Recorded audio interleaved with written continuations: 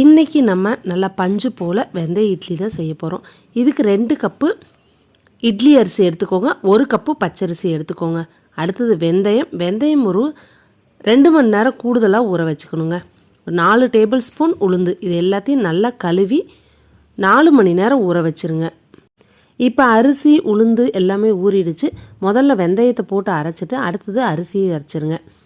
இப்போ மாவு ஆட்டிட்டு வந்ததோட உப்பு போட்டு கரைச்சி ஓவர் நைட் நல்லா வச்சுட்டு காலையில் இட்லி ஊற்றுங்க. இந்த அளவுக்கு புளிச்சு நல்லா மாவு எலும்பி வந்திருக்கும்.